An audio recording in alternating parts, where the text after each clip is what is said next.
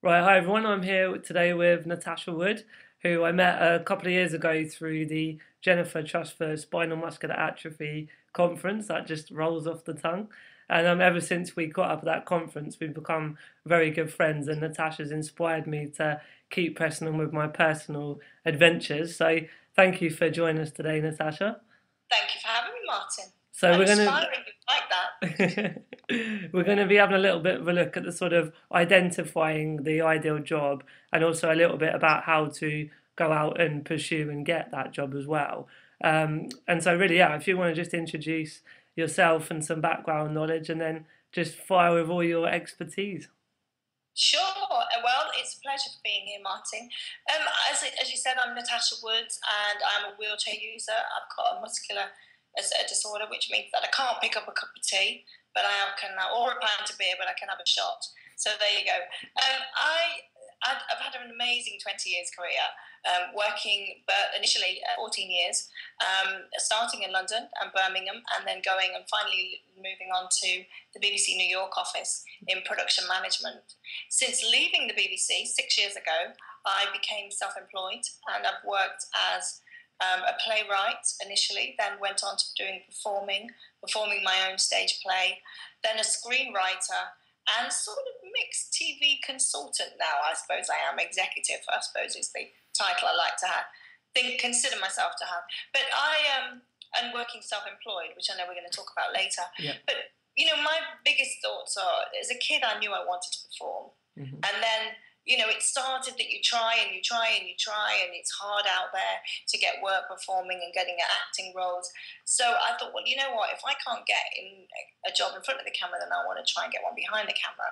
And so every week I got the media section of The Guardian, and I made a decision that I was going to chase a job working in television behind the scenes, and it was persistence, and it took several months of just trawling through, just thinking, what do I want to do, what was going to suit me, and so I came across an advert 20 years ago, in fact almost to the day of doing this recording, for a broadcast assistant, a traineeship. Okay. And I went for it at the BBC in London, and sadly I didn't get it, to my absolute devastation at the time.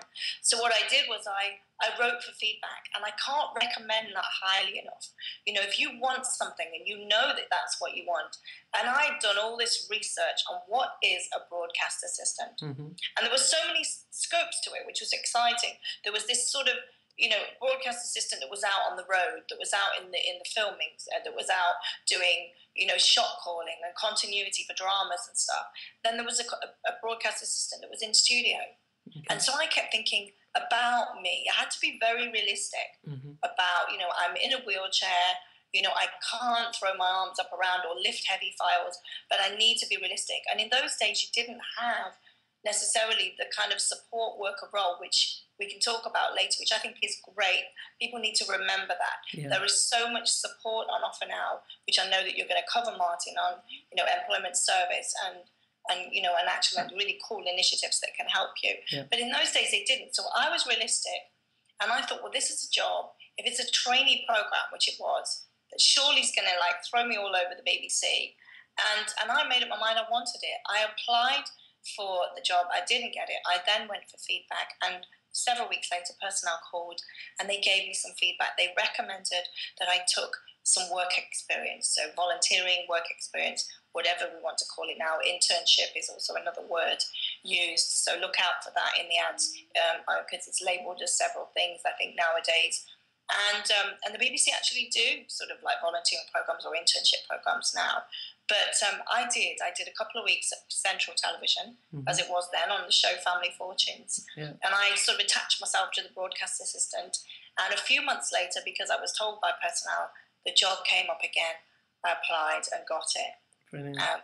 Was thrilled. I mean, I know when I've talked to quite a few other people, and even when I started working in the sort of employment world, is there's a worry when you have the needs that you've mentioned that would need to be sort of seen to, but then you don't want to maybe lean on your colleagues too much in terms of their colleagues, not your personal assistant. So how did you go about making sure you were getting along as you needed to, but that your relationships with colleagues were still in the most professional of the sense as well.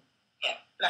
I think what was great about the BBC program is that once I'd got the position, it was a trainee program, and being such a huge corporation like the BBC, so they were very pro supporting me. Mm-hmm. So they helped me. In those days, I didn't have support workers or care PAs like I do now. I didn't have that then back 20 years ago. I needed it, but I didn't have it. I don't quite know how I survived, but I think just partners and family and friends, you just do. Yeah. So I then, packed up my bags in Nottingham, and suddenly I'm living in the middle of London and going into BBC.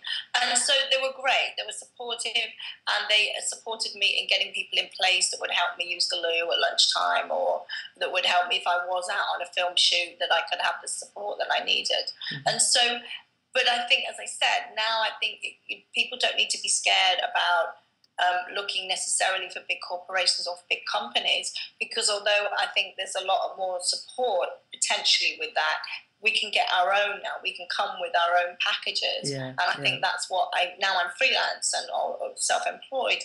That's what I do now. I don't have any worries. I don't feel like I have any worries. If the building's not accessible, then clearly there's, something got to be discussed. That would be an issue, yeah. But, that's the, issue number one. But I remember being very well supported. Lots of things were put into place. But as I said, I was lucky. It was at a time when, in a big corporation, where they were very pro the support needed for someone that was in my situation in a wheelchair. Brilliant. Well, what I love about you, Natasha, is the way that you just get out there and do it. And you basically, as you said, you just work the rest out, whether related to your disability or the other stuff that everyone goes through. You just muck on in with it and make things happen. And I know there's so much more that you could share on this particular topic, and indeed in all the other parts of your amazing career so far. But we'll wind up now, and we'll catch up again a bit later on in the course about how and why you went into self-employment and all the areas around that. But thank you very much for that, Natasha. You're welcome.